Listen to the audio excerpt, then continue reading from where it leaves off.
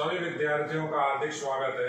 विद्यार्थियों, 11वीं क्लास में बेसिक कॉन्सेप्ट के अंदर आज हम बात करेंगे सरल रेखा का अविलंब रूप। सरल रेखा का अविलंब रूप नॉर्मल फॉर्म भी कहा जाता है। आपको मैंने इससे पहले सरल रेखा का प्रवणता रूप, सरल रेखा का अंतःखंड रूप बताया था। आज हम विस्तार से अध्ययन करेंगे अविलंब रूप के बारे में, इसकी कंडीशंस देखेंगे, इसका समीकरण किस तरह से बनता है और इसके ऊपर हम कुछ छोटे क्वेश्चंस भी करेंगे। देखिए, सरल रेखा का अविलंब रूप किस तरह से समझेंगे, पहले आप थोड़ा डायग्राम से देखिए। मेरे पास ये कोई भी एक द्विम निर्देशांक तंत्र है, एक्स अक्ष, वाई अक्ष, मूल बिंदु, एक्स का नेगेटिव डायरेक्शन, वाई का नेगेटिव डायरेक्शन। अब रेखा की बात करें, अगर कोई भी रेखा, हम बात कर रहे हैं अविलंब रूप की, अगर कोई भी रेखा मूल बिंदु से, अगर हम किसी रेखा पर ये मान लेते हैं कोई रेखा है, मूल बिंदु से मैंने इस रेखा पर एक लंब डाला, ये मैंने इस रेखा पर मूल बिंदु से एक लंब डाला। अगर लंब की हमारे पास लंबाई दी गई हो, मान लिया लंब की लंबाई, मूल बिंदु से रेखा पर मैंने लंब डाला, लंब की लंबाई मुझे पी दी गई है, और ये जो लंब की लंबाई है, अगर ये एक्स अक्ष की धन दिशा के साथ अल्फा कोण बनाए, तो इस रेखा का जो अविलंब रूप होगा वो इस तरह से लिखा जाता है, x cos alpha plus y sine alpha बराबर पी। इसे हम सरल रेखा का अविलंब रूप कहते हैं। यदि हमें पी और अल्फा का मान मालूम है तो हम इस रेखा को निकाल सकते हैं। एक बार फिर समझिए, ये रेखा हमें अविलंब रूप की प्राप्त करनी है, तो मूल बिंदु 0, 0 से अगर रेखा पर डाले गए लंब की लंबाई दी गई है, और जो लंब है वो एक्स अक्ष की धन दिशा के साथ अगर अल्फा कोण बनाता है, तो उसका समीकरण ये लिखा जाता है। अब ये किस तरह से समीकरण आता है, इसे भी हमें समझना है, इसके ऊपर क्वेश्चंस भी देखने हैं। तो पहले मैं आपको थोड़ा सा क्वेश्चंस का आइडिया देता हूं, उसके बाद हम इसका डेरिवेशन भी देखेंगे। देखिए, छोटे क्वेश्चंस मैं आपको बताता हूं। पहले मान लेते हैं मुझे ये रेखा निकालनी है, मैंने दोनों तरफ एरो लगा रखा है, दोनों तरफ तीर का निशान लगा रखा है। रेखा अनंत तक विस्तृत होती है, कोई लेंथ नहीं होती, कितनी भी लंबाई की आप इस रेखा को बना सकते हो। मान लिया इस रेखा पर मूल बिंदु से डाले गए लंब की लंबाई 10 इकाई है, देखिए बेटा, और एक्स अक्ष के साथ धन दिशा में ये जो लंब की लंबाई है ये 45 डिग्री का कोण बनाती है। तो इस रेखा का समीकरण किस तरह से लिखा जाएगा, एक्स कोस 45 प्लस वाई साइन 45 डिग्री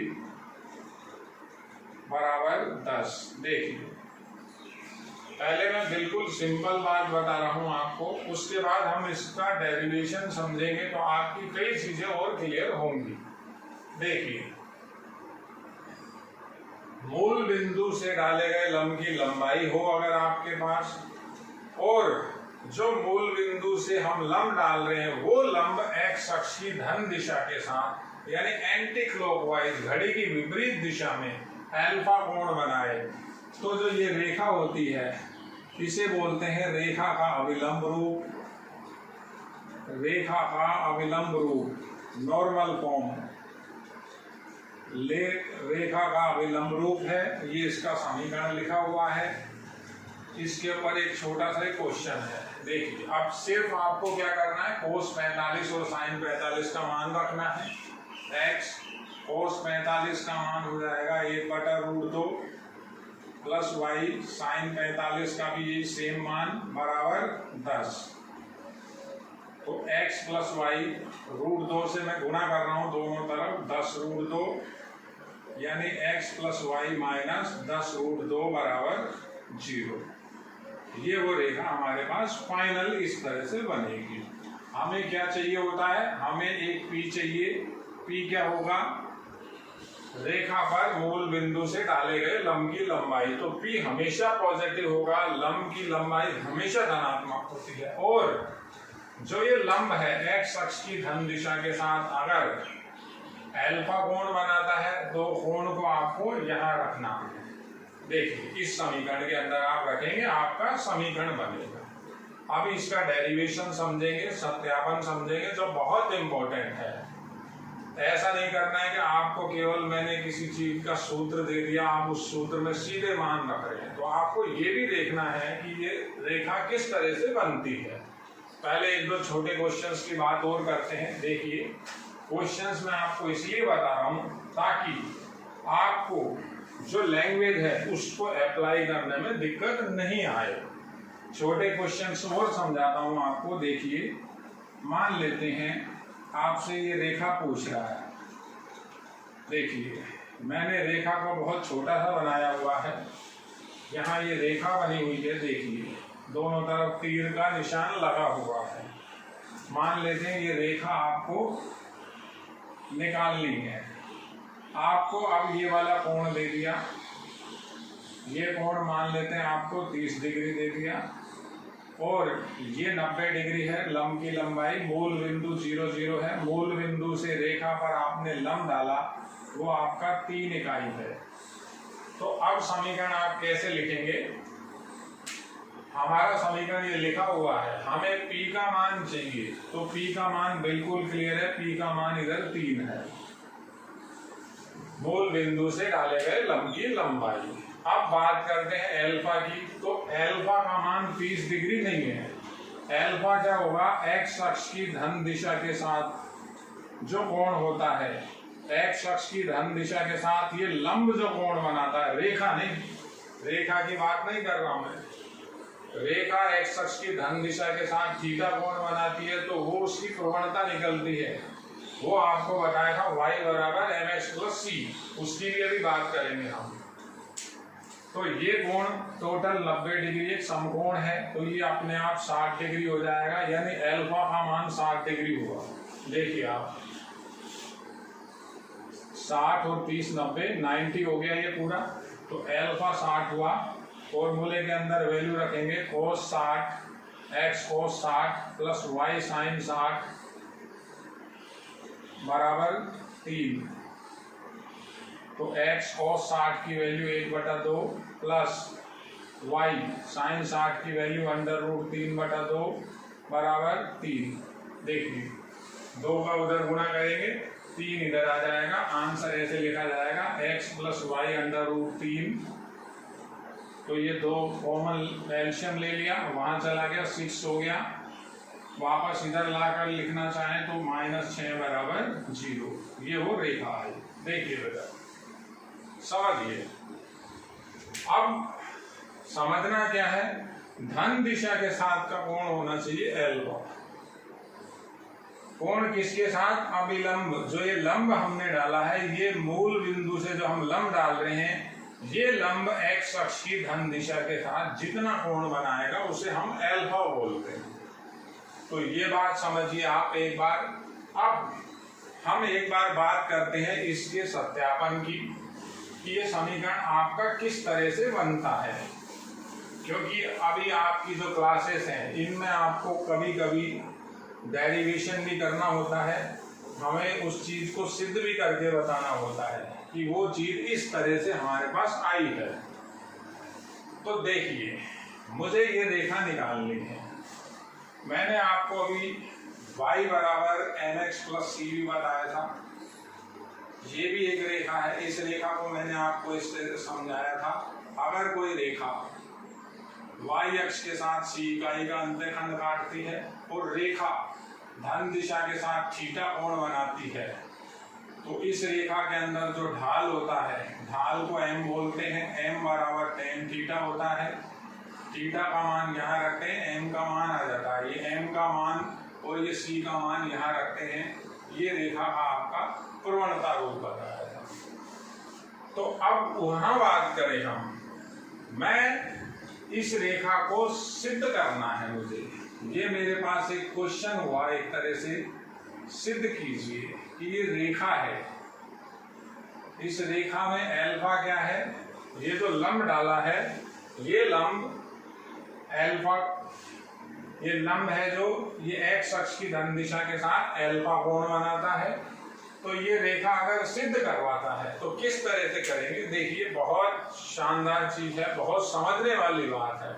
और यही ये आप इस तरह की चीजें समझेंगे तो आपकी गणित का डेवलपमेंट होगा। हमें ऐसा नहीं करना है कि हमें सीधा सूत्रों को उठाना है, उनमें वैल्यू पुट करनी है, तो वो काम छोटी क्लासेस में होता है। अब आपको चीजें समझनी है, आपको सत्यापन भी देखने होंगे, आपको वो चीज पूरी गहराई तक वो आनी भी चाहिए। देखिए मैं इसके लिए काम कर रहा हूं, मैं अगर इस रेखा को इस तरह से आगे बढ़ाता हूं, देखिए मैंने इस रेखा को क्या किया, इस तरह से आगे बढ़ा दिया। तो ये एक्स अक्ष के साथ अगर मान लेते हैं रेखा धन दिशा के साथ अगर थीटा कोण बनाए तो यहाँ m का मान हो जाएगा आपका tan थीटा। देखिए ढाल हो जाएगा इसके हिसाब से। अब एक बार अंतःखंड की बात करें, इसी रेखा को मैं अगर आगे बढ़ाता हूं इस तरह से,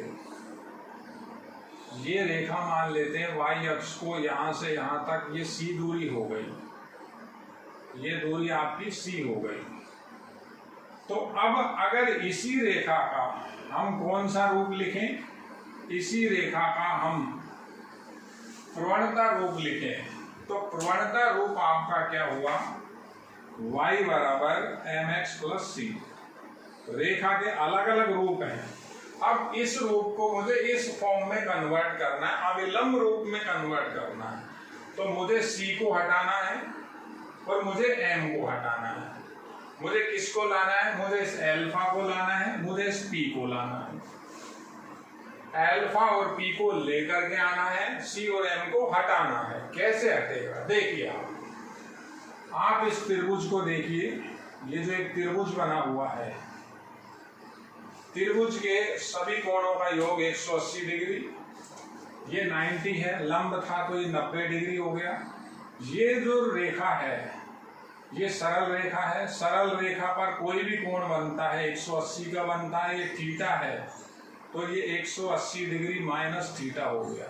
देखिए अब इस त्रिभुज के सभी कोणों का योग 180 होगा, तो मैं एक छोटा सा पहले संबंध बना रहा हूं। देखिए alpha plus 90 plus 180 degree minus theta, सभी का जोड़ 180 है। तीनों कोणों का योग किया, पहला कोण, दूसरा कोण और तीसरा कोण, सभी का जोड़ 180। 180 से 180 कैंसिल हो गया, थीटा अगर उधर चला जाए तो अल्फा प्लस 90 डिग्री का मान थीटा हो गया। यानी थीटा की जगह मैं अल्फा प्लस 90 लिख सकता हूं, थीटा की जगह अल्फा प्लस 90 डिग्री लिख सकता हूं। अब c की बात और करते हैं। देखिए ये दूरी देखिए आप, ये y अक्ष का अंतःखंड होता है, किसके लिए, इस रेखा के लिए। ये जो आपकी रेखा लिखी हुई है इसमें c क्या होता है, y अक्ष पर कटा हुआ अंतःखंड। प्रवणता रूप में हम ये पढ़ चुके हैं, यहां समझ लीजिए। देखिए इसे अगर रेखा x अक्ष की धन दिशा के साथ थीटा कोण बनाए और y अक्ष के साथ c इकाई का अंतःखंड काटे तो उसका समीकरण होता है y बराबर mx प्लस c। ढाल क्या होती है, m बराबर tan थीटा। बिल्कुल क्लियर है ये बात।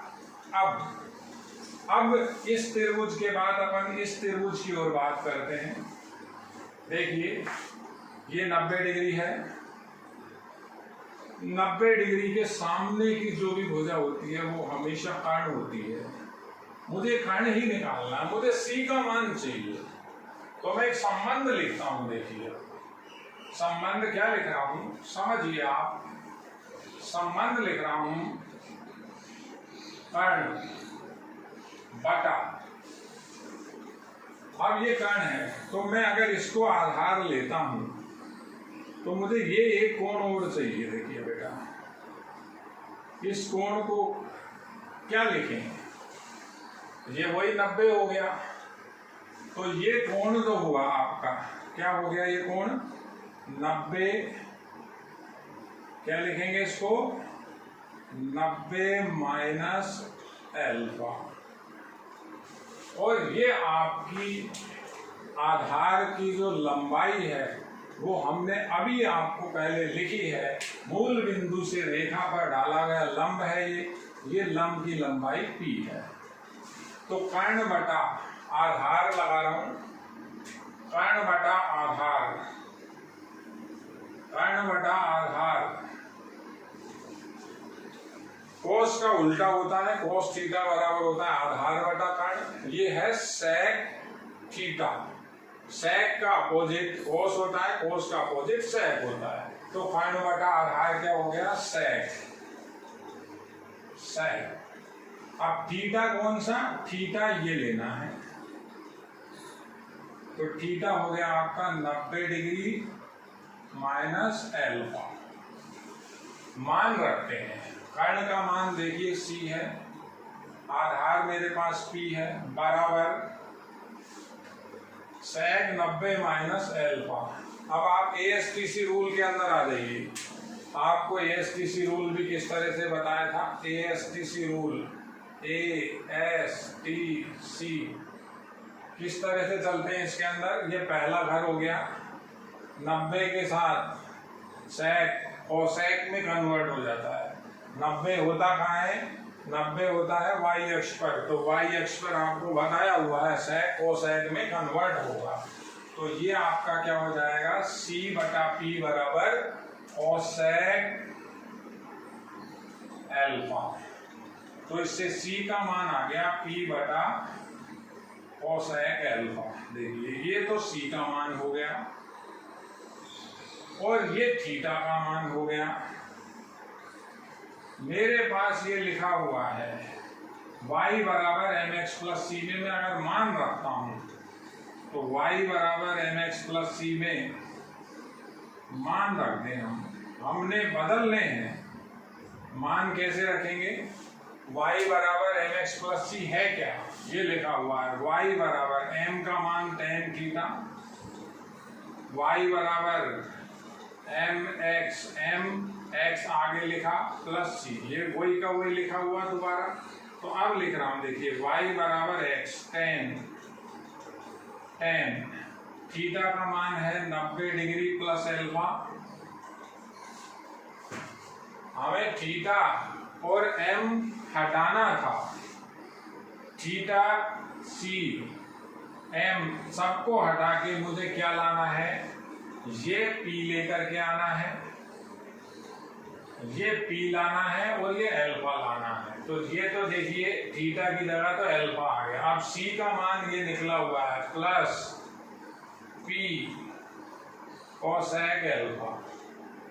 अब इसे सरल करें, थोड़ा सा सरल करेंगे तो ये रूप आपका आ जाएगा। कैसे होगा देखिए, y बराबर tan 90 प्लस एल्फा, दूसरा घर हो गया 90 में जोड़ेंगे, सेकंड घर में आ गए आप, सेकंड में tan माइनस का होता है, माइनस लगा दिया और 90 के साथ tan कॉट में बदल जाता है, cot alpha plus p upon cosec p cosec alpha. तो y बराबर, अब क्या कर दें, साइन कोस में बदल लें, बड़ा सिंपल है x, इसको लिखा कोस एल्फा बटा साइन एल्फा प्लस कोसेक नीचे जाएगा साइन एल्फा हो जाएगा। देखिए बेटा, इस पूरी समीकरण को साइन एल्फा से गुणा कर रहा हूं, इस पूरी समीकरण को साइन एल्फा से जब गुणा करेंगे तो देखिए ऐसा आएगा y साइन एल्फा बराबर, ये साइन एल्फा कट जाएगा, ये साइन एल्फा कट जाएगा, minus x cos alpha plus p, और अगली लाइन में ये रेखा बन गई आपकी। देखिए एक्स कॉस एल्फा को उस साइड ले गया। ये इस तरह से आपकी रेखा बनती है, इसे समझिए आप, ये बहुत इंपॉर्टेंट है। अब इस पे क्वेश्चंस कैसे करते हैं हम, क्वेश्चन किस तरह से आते हैं, आपको थोड़ा सा मैं और आइडिया देता हूँ क्वेश्चंस का। ये डेरिवेशन आप वीडियो को दोबारा भी देखिए, समझिए, बहुत इंपॉर्टेंट है। क्वेश्चंस की बात करते हैं, देखिए छोटे छोटे क्वेश्चन किस तरह से आते हैं इसके ऊपर। कई बार क्या होता है, आपको केवल डायग्राम बना हुआ होता है, मान लेते हैं डायग्राम के अंदर ये रेखा है, यहाँ क्वेश्चन मार्क लगा देगा, इस रेखा का समीकरण बताइए, और आपको चित्र से ही सब कुछ बता देगा वो। यहाँ लिखा हुआ है 3, ये मूल बिंदु हो गया, तो ये 90 डिग्री का संकेत हो गया, और ऐसा ये मूल बिंदु से डाले गए लंब की लंबाई तो 3 दे दिया आपको, देखिए, और ये कोण बता दिया उसने, ये कोण बता दिया आपको 45 डिग्री। तो ये जो कोण है, देखिए 45 डिग्री का जो ये कोण है, ये घड़ी की दिशा में, हमें कोण चाहिए एंटी क्लॉकवाइज। हमारा एल्फा होगा यहां से लेकर यहां तक, ये एल्फा बनेगा आपका। तो एल्फा का मान देखिए, ये सरल रेखा हो गई, 135 डिग्री हो जाएगा। ये P का मान 3 हो गया। समीकरण अगर ये बताएं, माना समीकरण x cos alpha y sin alpha बराबर P।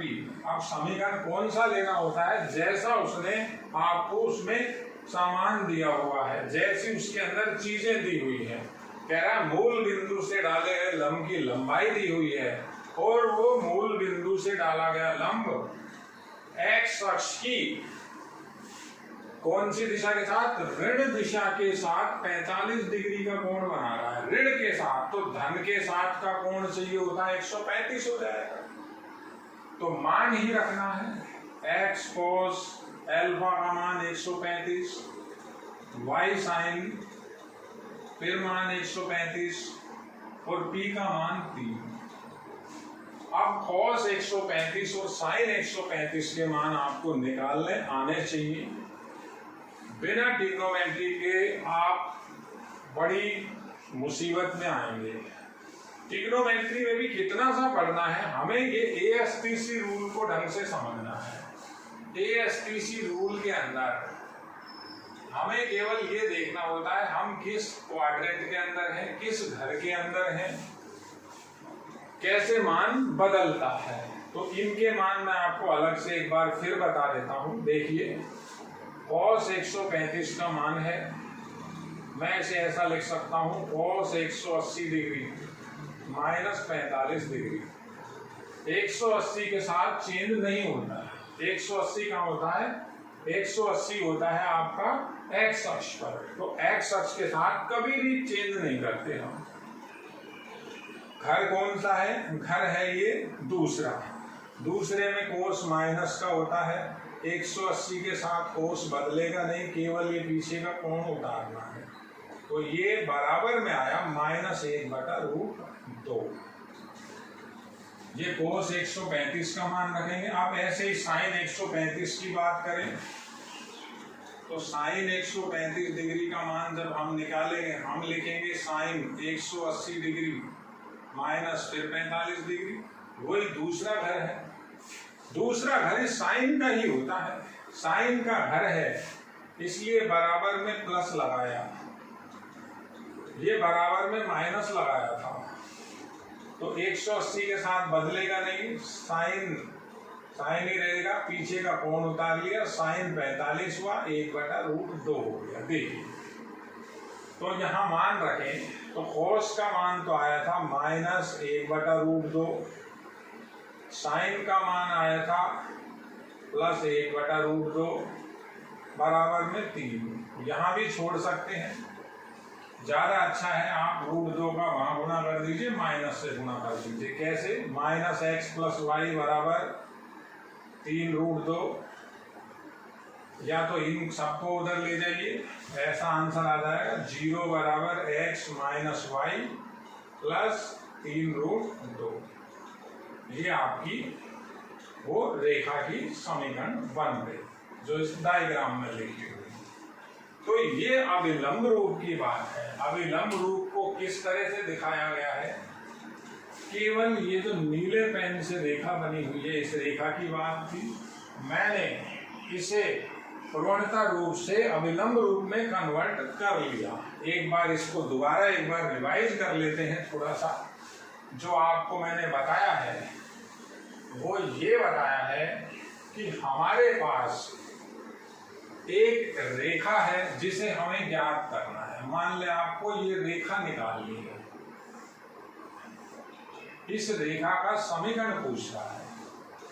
तो मूल बिंदु से अगर इस रेखा पर डाले गए लंब की लंबाई आपको P दे रखी है, या लंब की लंबाई मालूम है 8 है, 10 है, 15 है, जो भी है, और ये जो लंब था ये लंब x अक्ष की धन दिशा के साथ, धन दिशा कौन सी? घड़ी की विपरीत दिशा के साथ अल्फा कोण बना दे और हमें कुछ भी नहीं चाहिए। तो इस रेखा का जो समीकरण होता है वो लिखा जाता है x cos alpha y sin alpha बराबर P। क्या मान चाहिए होते हैं मुझे? केवल अल्फा का और एक P का। ये दो मान अगर मुझे मालूम है तो मैं उस रेखा को लिख सकता हूँ। देखिए बेटा, ये आपके जो बेसिक वीडियो हैं बहुत इंपॉर्टेंट हैं। इन्हीं की हेल्प से हम आगे बढ़ेंगे। मैं एक एक करके आपको सरल रेखा के सारे रूप बता रहा हूँ। सबसे पहले मैंने आपको बताया था सरल रेखा का प्रवणता रूप। उसके बाद हमने 13वें वीडियो के अंदर बात की थी सरल रेखा का अंतःखंड रूप, और ये वीडियो नंबर 14 है। इसमें हमने आज देखा है सरल रेखा का अभिलंब रूप। तो एक दो रूप और भी हैं सरल रेखा के। सरल रेखा अलग अलग रूपों में होती है, सभी रूपों को आपको देखना है। त्रिकोणमिति में आपको थोड़ी सी बातें समझनी होंगी। बहुत छोटे कॉन्सेप्ट होते हैं, वो आप समझिए, बिल्कुल सिंपल है। जैसे अभी यहाँ बताया, त्रिभुज के अंदर तीनों कोणों का अंतः कोणों का योग 180 करके हमने थीटा निकाल लिया था। थीटा की वैल्यू अल्फा की फॉर्म में रख दी थी। दूसरे त्रिभुज से हमने क्या निकाल लिया था? सी का मान निकाल लिया था। सी कर्ण हो गया था, 90 के सामने कर्ण होता है। देखिए ये कर्ण आप देखिए किस तरह से बना था। ये है आपका वीडियो लेक्चर 14। इसके बाद हम एक दो रेखा और पढ़ेंगे बेटा, फिर हम क्वेश्चन आंसर या हम चैप्टर्स भी चालू करेंगे। आप थोड़ा थोड़ा वीडियो हर चीज का उस चीज को देखिए, समझिए। धन्यवाद।